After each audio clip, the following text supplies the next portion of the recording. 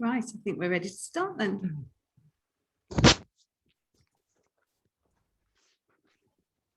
Hello, good afternoon everyone, and a very warm welcome to Sound and Music's digital lunchtime New Music Labs. My name is Maddie and I'm a member of Sound and Music's youth advisory group, New Voices.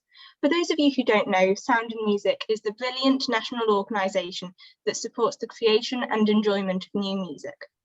In 2021, following on from the first ever series of masterclasses in 2020, New Music Labs are a series of 3 virtual labs with a twist. Each of these interactive lab sessions has been created with and will be delivered by one of us, the Youth Advisory Group. We've brought together some of the most exciting professional composers, music creators and producers to share their experiences and expertise in order to inspire as many young people like us, aged 13 to 19, to enjoy making new music, whatever stage they might be at. Those who might already be creating their own music, those who want to explore something new, or those who might never have tried. New Music Labs aim to provide all of these things and introduce you to a creative industry expert who will give you a taste of how they approach creating music. I'm really excited that Judith Weir is joining us today to workshop 3 contrasting pieces by 3 different young composers. I'm sure you'll know her work, but in case you don't, then please do make sure you have a listen to some of it after the session. From Storm for orchestra and chorus to her string quartet, 2 of my personal favourites, all her compositions are eye-opening, beautiful, and an utter joy to listen to.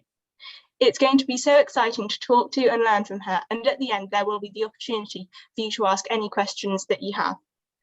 I'd now like to introduce you to Julius Robinson from the education team at Sound and Music, who is joining our session. Hi everyone, really nice to see you all. And just before we get started, here's a few housekeeping rules for today's session. I think everybody's on mute anyway, so that's great. It keeps the background noise down.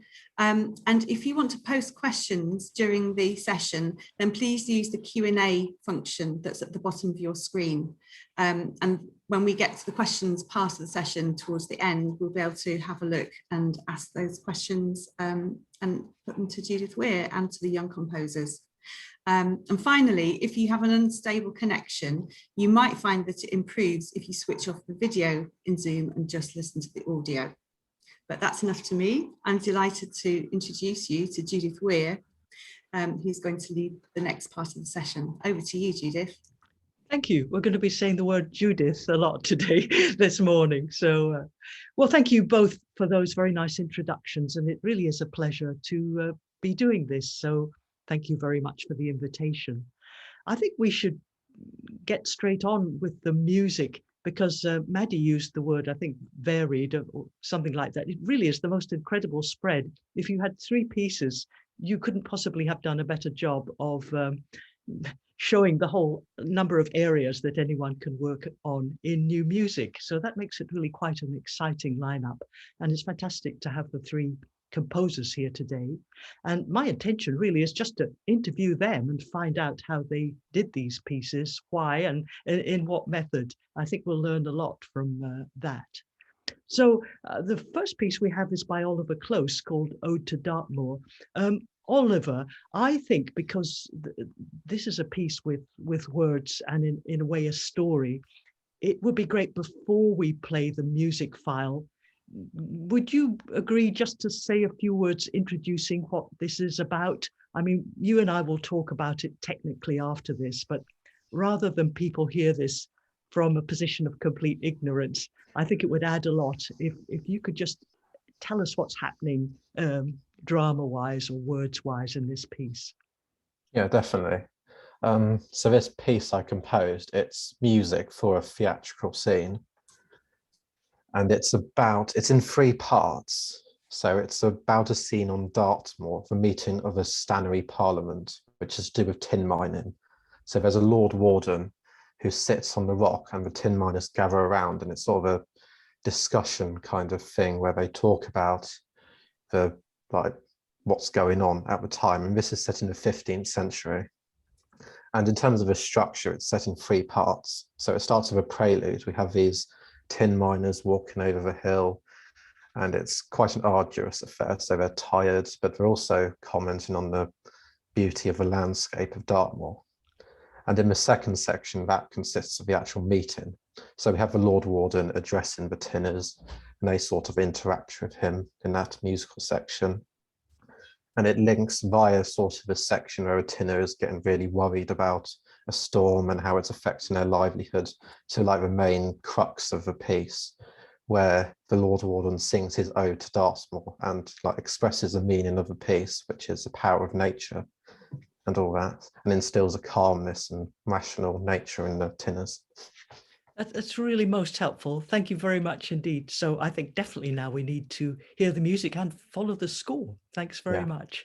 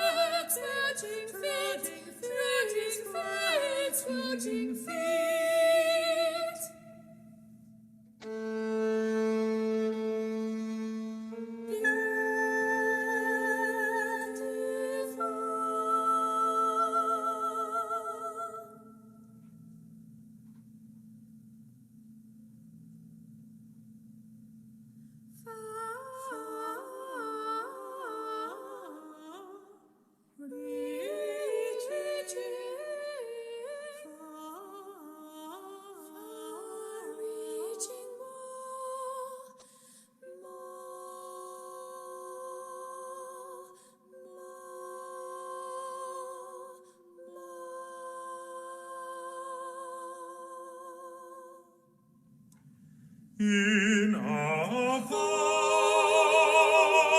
father's time, the mystic had been left unscarred. But now, even as we drain it of tin, we must keep our respect for the land. You can roam freely if you mine responsibly. Any land may be used, but for land already claimed, let the court now raise any questions and any grievances.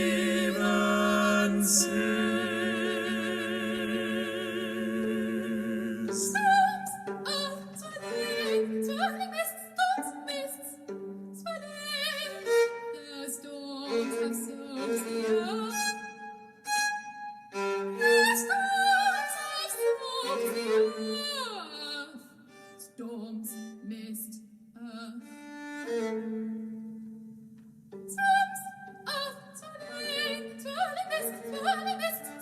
Enough!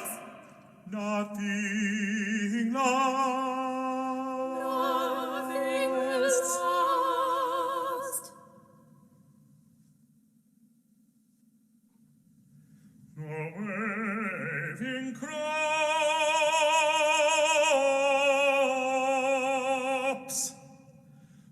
leaf nor flower adorn thy sides.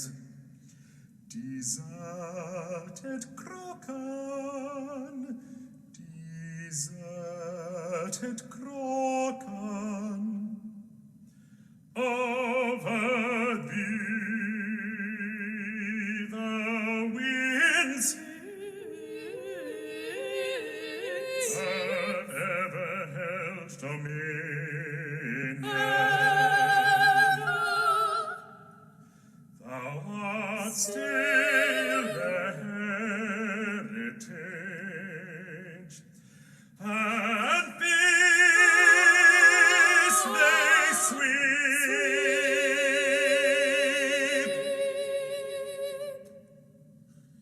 Peace they sweep.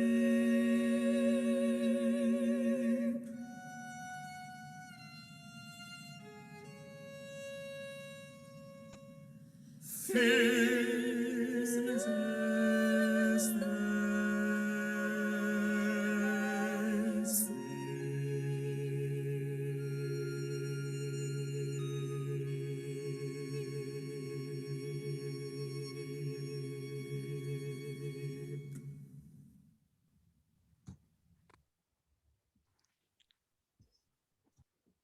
Oh, what a beautiful ending, both visually and audibly, that lovely cadence and that lovely moor as well.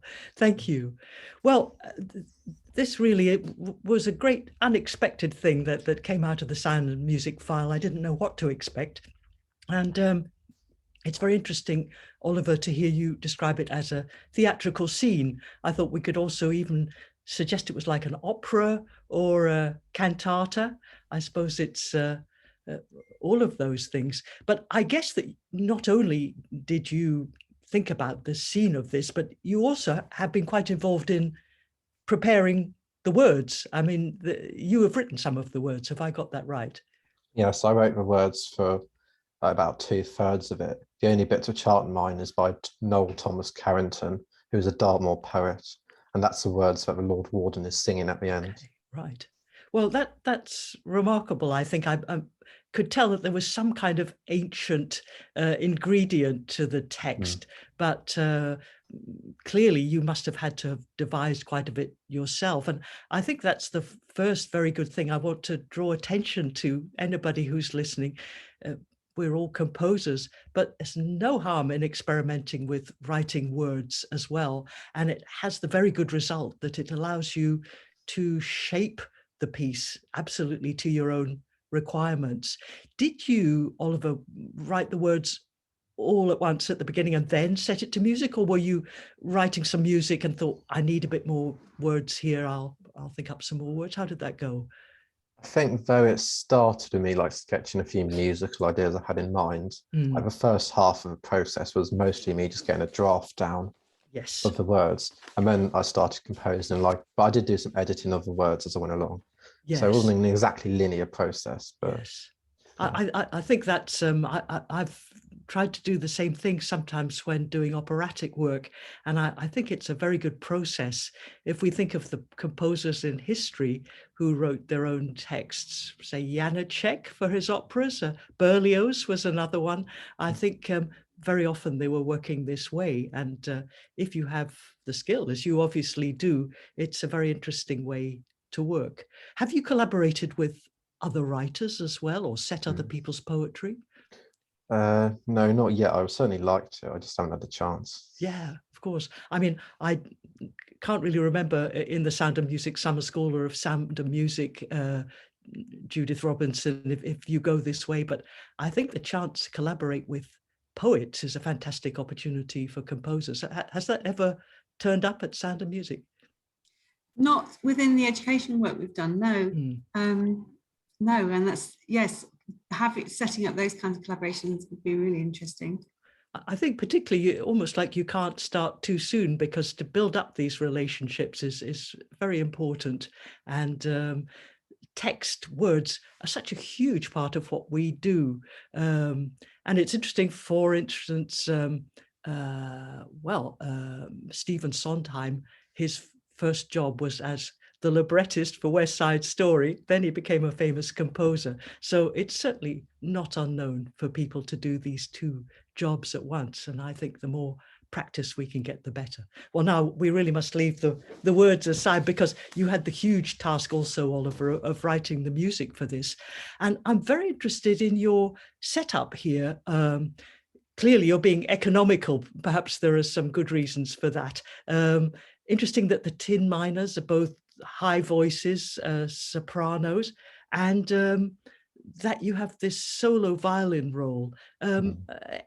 Any particular guidance you can give us about how you ended up with this group?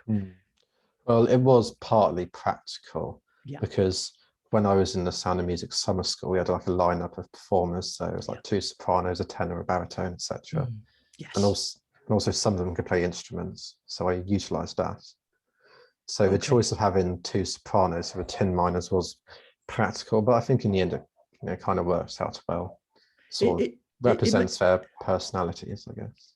Yes, indeed. And it certainly makes very beautiful contrast. It means we don't have vocal sound cluttered at the bottom of the sound envelope. So I think you've chosen well there.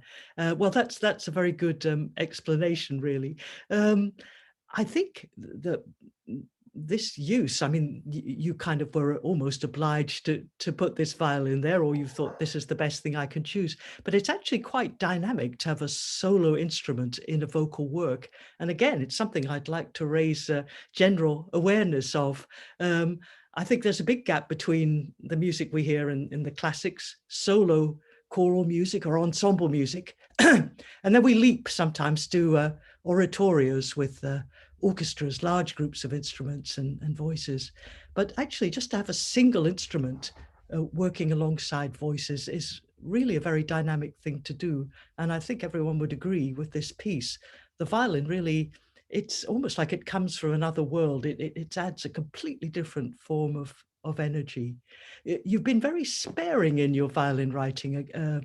Perhaps that was just because you were working with someone who was also a singer, but was that also a choice you made for some particular musical purpose? Yes, that was definitely a choice. I didn't want to use it too much so as to like ruin the effect of it and make it, because it's very important, because to me, like the use of a violin and its timbre, its sound qualities, like represented the meaning of nature in this piece. Yes. Okay, no, that's very good. And it's very distinctive in the piece. And I rather like what you've said, because if you thought, oh, all I've got is one violin, but I must use it as much as I can. It must be as using as much of the register as possible, all the effects I can think of. You've done the exact opposite of that. And I think it comes across as a very true decision. And so again, it's another thing we could flag up is make very clear choices and stick to them, as has been done in this piece. And it can be really quite striking. And it's quite nice, I think, that the violin doesn't get in the way of the voices. It's another big thing about writing voice plus instrument music. It's so easy actually to mask the voices, to get the instrument in the way of the voices. And somehow you've really avoided that, I think, because the violin is often playing below the two top voices and above the baritone, as it is. It's, by the way, fantastic singing, I would say. It's so in tune. That's a thing with new music. If you write music like this, we'll go on to talk about this now, which has been very carefully written in terms of harmony. It's essential that the singers sing right in the middle of the pitch, but it's a big ask for them the further it gets away from tonal writing. And so when we hear something like this, which is just awesomely in tune, I think that's really a wonderful thing. Well, as regards your harmonic and melodic style, I'm very interested to see what I would call a kind of very enhanced modal writing. I don't know when you start off, for instance, just the opening where we have a couple of repetitive lines. One is a major third, da dee dee dee, and the other one a minor third, just a bit higher up. But it all fits into a mode. We could make a scale out of this. when you sit down, or when you sat down to do this, did you start off with some scales that you devised? Did you hear some little interval cells? How would you put these kind of lines together? Yeah, well, I wouldn't say I use scalic ideas, but intervals are definitely a big part, and harmony as well.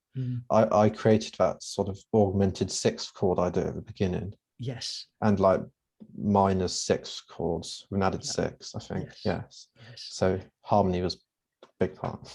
Indeed, I mean, we hear very familiar intervals that I mentioned immediately, minor and major thirds, but because they sort of start off in different places, you already get quite a complex envelope, I would call it. Let's not call it a scale. And again, in the opening and closing sections, you're very faithful to this. So it's almost as if you've taught us a new system of scales. They become quite familiar to us soon, and I'm sure also to the performers. Again, so important for singers who have this big struggle often to learn completely new music. But if there's something regular going on, as there is here, that's very helpful to them. They can really get their heads in gear. On the other hand, it's not so regular that we listeners start to think, oh, here he goes again with his So I admired that very much, how you were able to actually get about well into the composition without doing anything too much far away from your choice of opening motifs. I think it's a key to your work that it's very consistent once you decide what to do. And I have to say, in part two, I don't know if everyone who's been listening can remember these different parts, but it's where the baritone comes in, the Lord Warner, and we have a really magnificent bit of three-part harmony. I mean, hats off to you. It's very difficult to start working in chromatic three-part harmony, but really quite exciting when we hear it done. Doing something like this, did you write the top two parts first and then add a bass? How can you do this? It was actually the bass melody Other first. way around. Okay. Yeah, because that melody is important. It recurs at the end. Yeah. Yeah, and then I added the harmonies on top, and it's sort of whatever harmonies I chose. Yeah. Yes, that makes a lot of sense because the lower part is more it's meant to be the leader. Yeah. Exactly. No, that's again a very good way. We could also flag this up, I think. When you write something quite complex like this, it's not as if you have to think of all the parts at once. It might well be that one of the lines is more important to you. So get that sorted out. You can always put in the extra lines later, as you do in harmony exercises, if you still do them. Harmonizing a chorale or something like that, you start off with a line and you add the rest, and I think you've done that in a very skillful way. Well, Judith has given me a wave because, as usual, I'm rabbiting on. The final quality of this piece, which I'd really like to draw attention to, is the dramatic contrast. And I think everybody will remember, we come to this bit about the storm and the music completely changes. The characters are really expressing themselves in terms of fear, that there's a completely different shape to the music. And that's in a way where we can appreciate the regularity of what's happened because you alternate with something very contrasted. So all in all, Oliver, I really hope you'll go on doing this kind of work. I would love to come as soon as I can to see an opera by you, because I think you've really got that dramatic imagination. You've got the interest in text. You're clearly capable of writing for voices. I have no idea what other kind of music you write. You probably all sorts of different stuff, but this suggests to me that you should really pursue this kind of work. It would be very exciting to see what you do next. So thanks very much for speaking to me. Yeah, thank you. Thank you. Okay, well, I'm glad to say we aren't going to leave the voice behind completely, but we're going to hear something now so different. It's almost impossible to think that we live in a world where these two kinds of music exist, which is the piece by Kathleen. So this was very helpful to have Oliver introducing. Kathleen, would you be prepared just to say a few words? Sorry, Judith, I should hand over to you because you're going to introduce the next thing that's happening. I think you've introduced it very nicely. And if Kathleen would like to say a few words before I play the sound file, that would be brilliant. Just take yourself off mute. Yeah. Okay, so for this piece I decided to do when I was at the Sound of Music Summer School, I thought that I'd try to like write a piece that was very different to what I'd written before, and because we've been shown loads of different examples of different types of music, and then we were shown some graphic scores, and I was like, I want to have a go at a graphic score. I'd never written a graphic score before, but I thought that it was just such an interesting idea, so I thought I'd give it a go. And I really liked Laura's voice. It was really amazing, and she could do loads of different techniques, which I found was very important for the piece. And then there are only 3 words in the piece: identity, understanding, and universe, which all linked in some ways, but also have a very deep, very important meaning to myself. Like, yeah.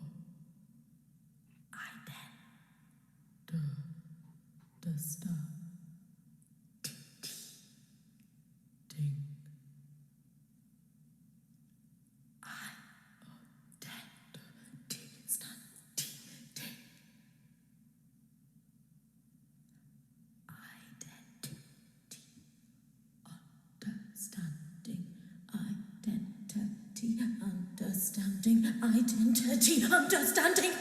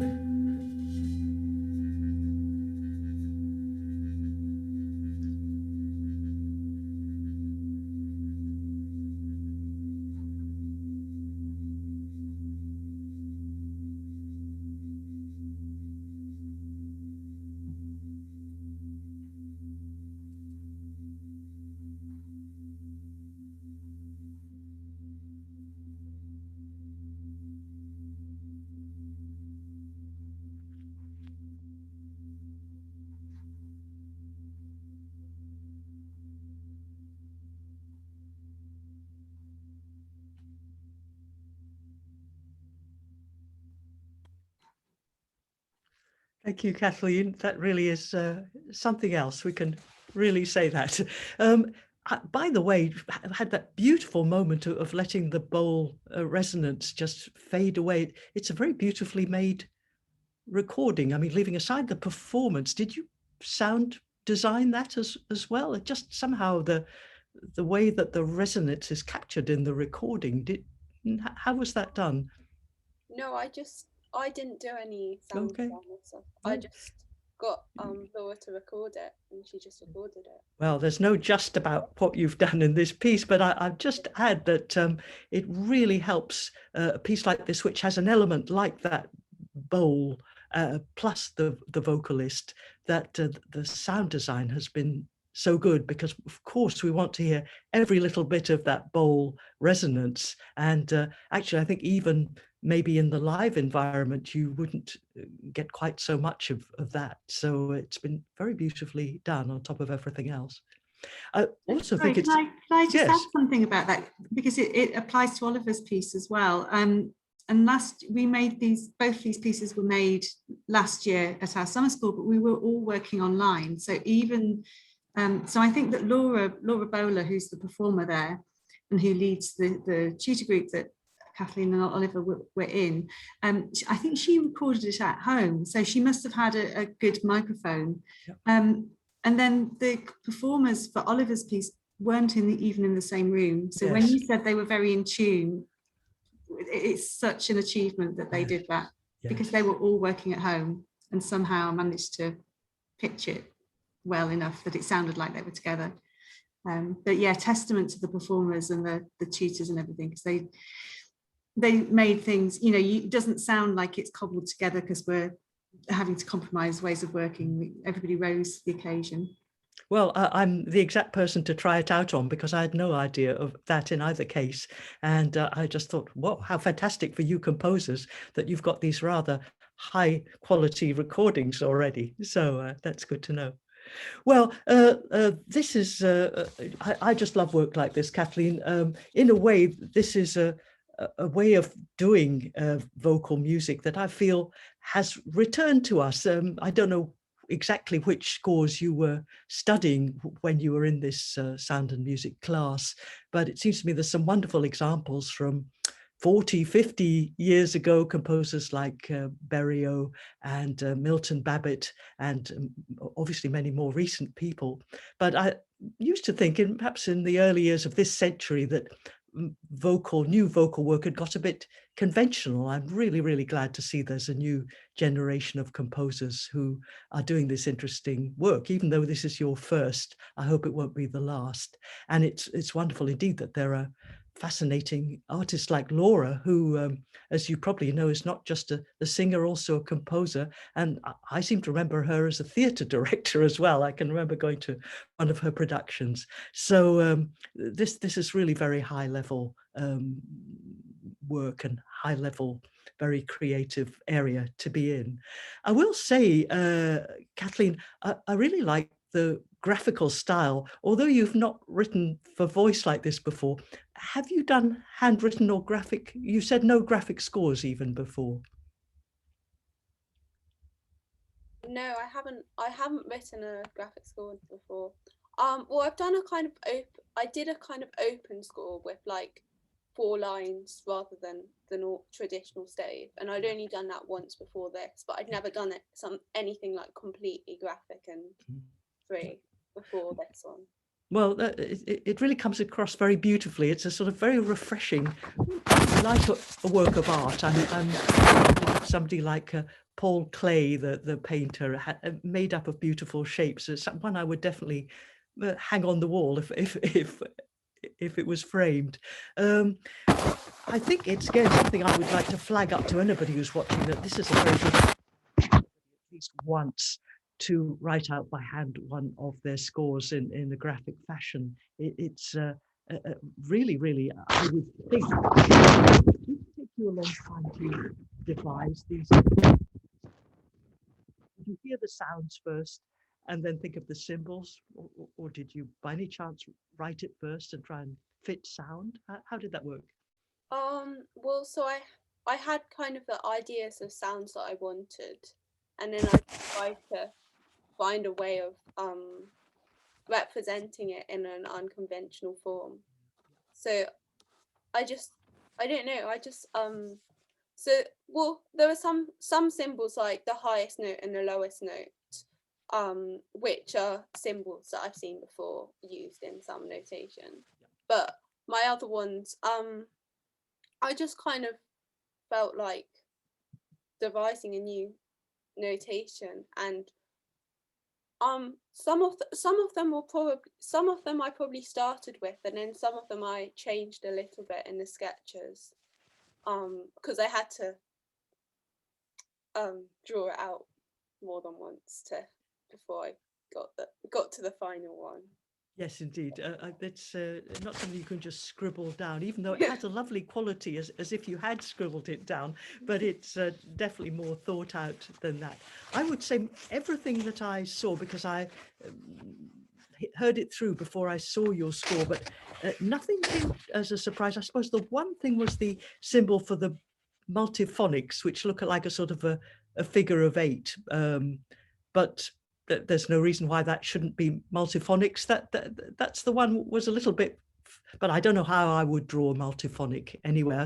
I guess I think of a multiphonic as something that has height, it has all the harmonics piled on top of it, but that's still brought out a very good sound from Laura.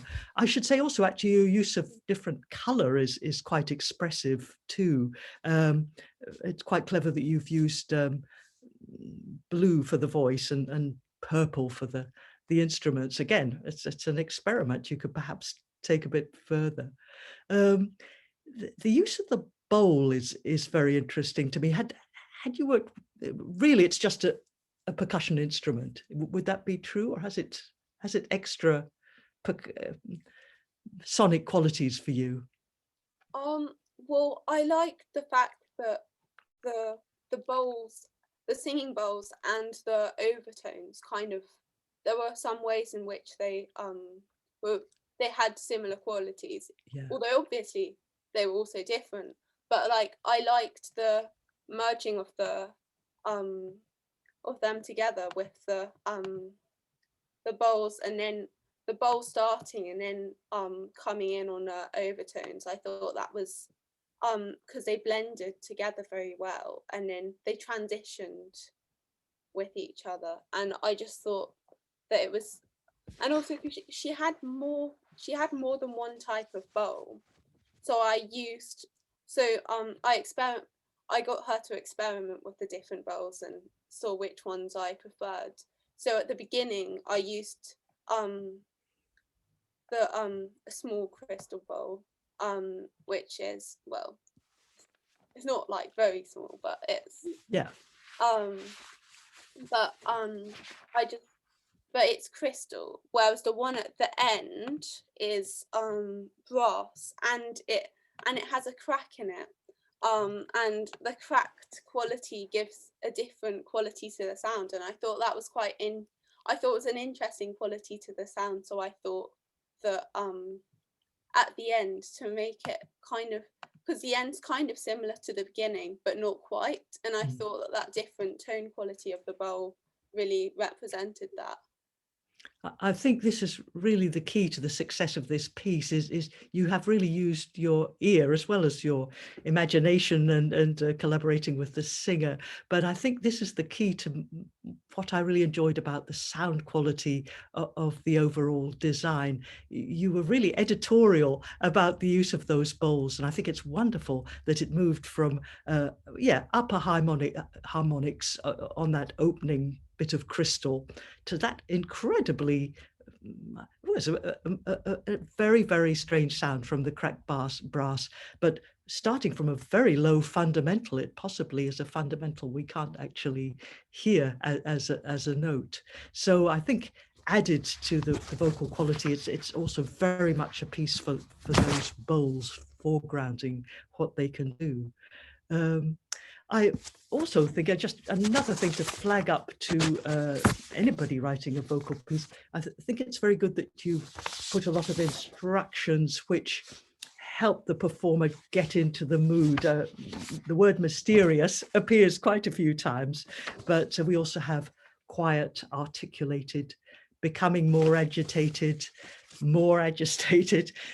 These are very helpful ways of getting more atmosphere, I think, for the performer. Musical notation can't do the whole job in a piece like this. And I think also just your choice of these small sounds. I particularly liked your setting of the word identity, understanding, sort of between the different syllables. Identity.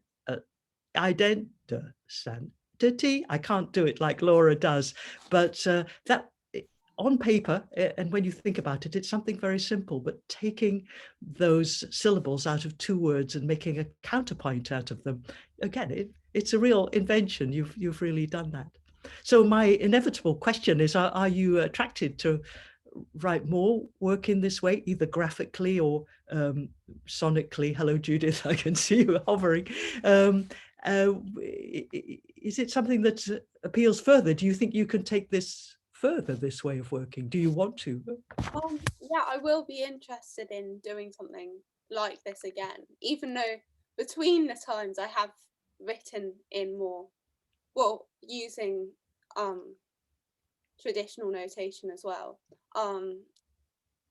But like, I am very interested in doing another graphical piece, or perhaps like a piece that involves some notation and some graphical bits. I'm quite interested in trying to combine them in some way, although I'm not entirely sure how I do that. But at some point, I'm kind of interested in trying to combine my different methods that I can do. I think that's something actually that really could be useful. Quite a lot of notated music, but there will be moments when you want to leave the performer freer, and I think that's a very good route to take. Just my final comment about this is I think it's a very good way of getting a fairly free atmosphere for the performer in terms of how quickly to perform, how quickly to go on to the next event, but not writing out any bar lines. Just giving a sort of proportional idea visually is a very good way to be quite precise from your point of view, but quite free from the performer's idea. So if there's any way others who are viewing us and are interested in this, do have a look at this composition or some of the other people that we've mentioned. Ligeti is another person, his scores Aventure and Nouvelle Aventure, for instance, but many more recent compositions. It's really an interesting experiment to try. So thank you, Kathleen, for having done that. Really enjoyed that piece. Thank you. Okay, so Maddie, I think this is us finally. I hope we haven't run out of time already. In a way, your piece, I think, is a bit more self-explanatory, but do anyway give us a word. Tell us about this. So I think in about February, I started thinking that I really, really wanted to write an orchestral piece. You know, I was missing going to orchestral concerts, what with having had so many lockdowns. And I just decided, you know what, I want to have a go and kind of see what it's like. And so I started writing this piano concerto, and I wrote it because I really wanted to write it, and I had lots of ideas, and I just really enjoyed kind of like hearing that orchestral sound in my head. And I really like when I compose, sort of imagining how the whole orchestra would be like moving, playing together. So yeah, it doesn't need that much explanation. Marvelous. Let's go ahead.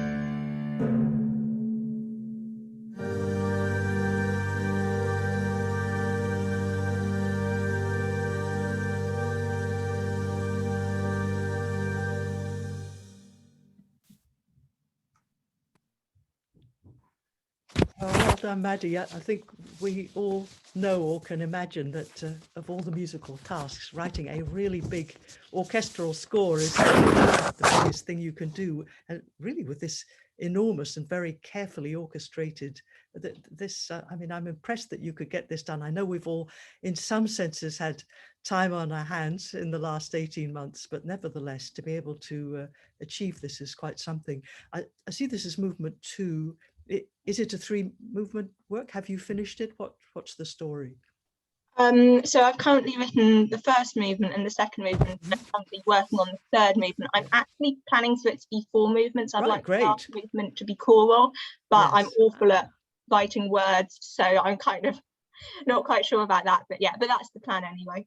I must say, I really like that idea of a choral finale to a piano concerto. And clearly you do not have to write the words yourself. There's quite a few words knocking around. So that sounds an extremely interesting idea. Is this your biggest orchestral work? I mean, you seem extremely confident as an orchestral writer. Have you done it a lot? I wrote quite a short orchestral piece for soprano, saxophone and orchestra. And then I've also obviously written the first movement for this. Yeah.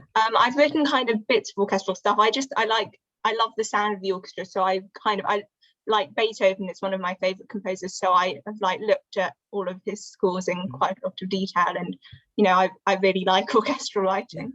I mean, that's really great to know. It makes me feel that orchestras have a future. It's very difficult. It's been particularly difficult for them, of all people, I think, during the pandemic. And it's kind of encouraging to think that a new generation of composers can see the point of an orchestra. Often people feel there are too many instruments and they want to leave them out, but it's great. Even just looking at your list at the beginning of the work with all those instruments listed, and you've included 2 alto saxes in this classical lineup, which I think is a great idea. Presumably they were more busy in the first movement. Would that be right? Have they been? I actually only thought of including them when I was writing the first movement, because my first instrument is saxophone. Okay. And I always feel sad that saxophones in an orchestra. So yes. I was like, well, I can solve this. Yes. And so I need to go back and add some into the first movement. But yeah, it's going to be, I'm looking forward to that, because the first movement will very much suit saxophones. I think it's a very interesting modification. It's good to know that you're a sax player, because I completely agree. This instrument was invented a long time ago now. It's not like it's some newfangled thing we don't know about.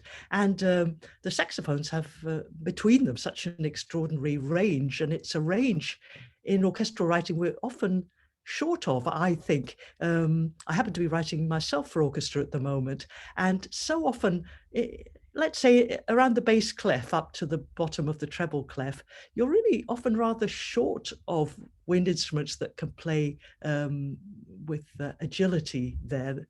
Can't lay it all on the bassoons, and often the clarinets are busy in some other part of the register. So saxophones really do the job. Again, it's perhaps something that we can advertise to everybody else listening to us. Don't just think of the saxophone as some glittering thing that does crazy wild. It can be a very, very beautiful sound that can merge really well. So this really brings me to my main impression of your work, that there's some very, very interesting uses of sound here. It starts off indeed very much like one of the grand piano concertos of the past. I love Beethoven too, and Rachmaninoff comes to mind as well. So very big, strong writing. But then pretty soon there are these extraordinary high passages. I love anywhere where these metally wind chimes come in, and it's very interesting. Obviously we're listening on Sibelius, but I think this would happen anyway, using the piano in a very high register, how that links somehow with the sound of the wind chimes, and it immediately leads us to another world entirely. So that, it seems to me, is an interesting thing about this movement. I can't say for the rest of the piece, which I don't know, but it's constantly switching between different sound worlds, and that seems to be quite an important part of how you've planned it. And of course the other sound world is this incredibly exciting and elaborate piano writing. How did you get that down? I mean, was that just hours of work getting those notes down? Some of the piano bars are just thick with black notes. How was that done?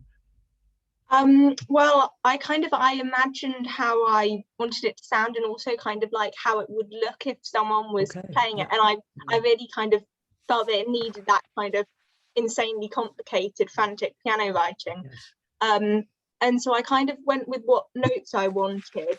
And initially there were like, with the really fast semiquaver triplet bits, there were chords playing those. And then I had to look at that, I was like, that's not going to be playable. And so I checked with my piano teacher, and I was like, do you think this is playable? And so then I kind of changed it so it was the single notes, but I kind of went more based on sound than, so like I didn't like play it first or anything. I kind of, in my head, that was what I wanted it to sound like. I think that really is the key to your success with these passages, because they're very clear. The fact that we can hear every single semiquaver, often it's that fast, often playing in octaves, it makes a very, very exciting sound. And of course, it is based on quite recognizable rich chords, sort of diminished sevenths sometimes, and rich minor chords, but it sounds very modern. It's a very modern way, I think, of writing for the piano. So I'm hoping that there's lots more of that in the other movements, because that seems to be the key of the piano style here. Again, I spoke to Oliver about this, and the same to you. I think you've been very consistent. You've chosen several different modes to use, and you've gone back to them. So you kind of built a language, but it's a very enjoyably familiar language for all of those of us who like this kind of big scale piano music. So I think all in all, this could turn into quite a successful piece. But definitely in our day and age, we need something that marks us off from history. And I think your idea of having a choral finale is absolutely fantastic. That will be the famous concerto that has the choir at the end. I think that's just a lovely idea. So great. I really hope that I hear this piece in its entirety, and good luck for the rest of the composition, because it is a massive amount of work that you've done, and it's wonderful that you are willing to carry on doing it. That's a very good sign. Other Judith, my friend, I think we're probably getting towards the end of our time. Actually, it's Maddie, to you that I should address that about the timing of our day today. Yeah, thank you. And thank you so much. I've really enjoyed hearing everyone's pieces, and also all of your amazing comments on them, because I think we've all learned so much. And yeah, I'm just really inspired as well. I think like graphic scores hasn't been something I've thought of, so I may well investigate that soon. I think now, I don't know if there's time, but there had been a Q&A session planned. Oh, sorry, yes. Judith Robinson, do you know, what's the plan? Well, I think if we don't happen to have any questions appearing in the Q&A box, so maybe this is an opportunity for, if Maddie or Kathleen or Oliver have any questions for Judith that they'd like to put to her, I'm sure we can go for another 5 minutes and see if there's any questions from you. Oh, and there's one appeared in the chat box as well. So should we field that one first? Yeah. Emily says, I have one, if that's okay. Yes. Tell us what it is. Type very fast.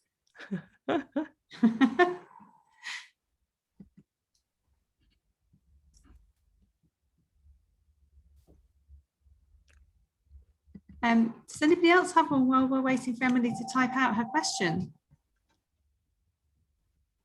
Go on, Maddie.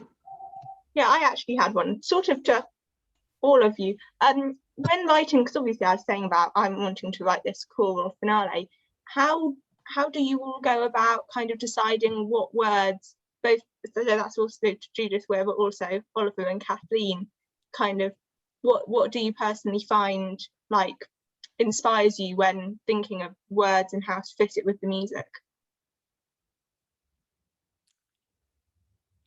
I'll just leap in and say that it's almost impossible question to answer. I think you will know what inspires you when you see it. And certainly how I find my words is just by reading very, very widely in books of poetry. I go to the poets that I've enjoyed one of their poems and actually try and get an actual physical book, because there is a copyright problem, the same as us with music. You can't by any means see all the poems that have been written recently on the internet. The poets also deserve to be paid. So if you can, try and pick up some volumes of poetry of someone who you've read a poem by before. And I've been doing that now for, I suppose, since I was at school, so that's 5 decades. I have an enormous poetry library, and I think only by doing your own researches will you find more of what you like. Thank you. That's excellent advice. So shall I read out Emily's question now? Go ahead. Yeah. It's for you, Judith. Thank you. When you compose, do you start with a musical idea and then work out the movement as you go along? Or do you know the direction of the piece before you get to the end? You know, this is a question that's always in my mind. It's always been in my mind, and I still don't know the answer to this. I think I do have to just start the piece. I think to make completely firm plans probably wouldn't be a good idea, because it would inhibit me in some ways. If I thought this thing has to happen and then that thing's going to happen, that would stop a kind of flowing music from being invented. But on the other hand, it is good to have a goal in the piece. I want to do this thing in my piece. In fact, when we heard Maddie say, I'd like to get to the point where I have introduced a choir, that's about as wide as I would leave it. She doesn't have any, well, she hasn't told us yet, but she hasn't got any firmer plans than that. But it's an idea, it's a goal at the end. And I think that's how I work too. But much more, I think I work like Oliver, writing one line at the beginning and then think, what can I do with this line? In his case, it was adding a couple of other lines. But you've got to start somewhere, and that empty page or screen is often a difficult thing to fill at first. So I start with very simple ideas, and I don't worry too much about where they're going at first. It's a completely personal opinion, and lots of people will tell you different. Thank you. So, it looks like we have another question. Emily says it sounds similar to how she does it. Oh, good, great. Thank you for your advice. Good. I mean, there are people I know who kind of map things out quite specifically, don't they, and sort of draw pictures or timelines and things. So I think it's quite a personal process as well. Absolutely. Isn't it? And I think if it can help you, it's better to have something than nothing. And actually our discussion of graphic scores today, think about that. Just draw that graphic of what might happen to your piece. It's not the law. You don't have to do it. So if you're wondering what to do, it's a good way to start. Great. Well, thank you for all of that, and thank you for the interesting questions at the end.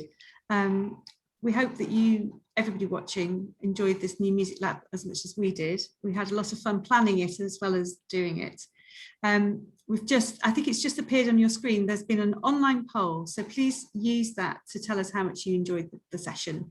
And actually, we'd love to know more about what you enjoyed about this session and how else Sound and Music can support young composers and music creators. So we will write to everybody who's been today with a short online questionnaire after the event. So please keep a lookout for that. It would be great if you could spend 5 minutes completing it so that we can have a bit more information from you. And also, if you want to find out about more of our events and our educational opportunities, please head over to our website, which is soundandmusic.org. But I think it just remains for me to say thank you thank you very much to Judith for coming to be with us today. Thank you, my pleasure. Thank you to Maddie, who kind of came up with the idea and initiated the whole idea for today's session. And thank you to Kathleen and Oliver, who just got an email out of the blue saying, will you come and do this? And were brave enough to come and join us and share their music. So thank you to all of you. Yes, we hope to see you again soon.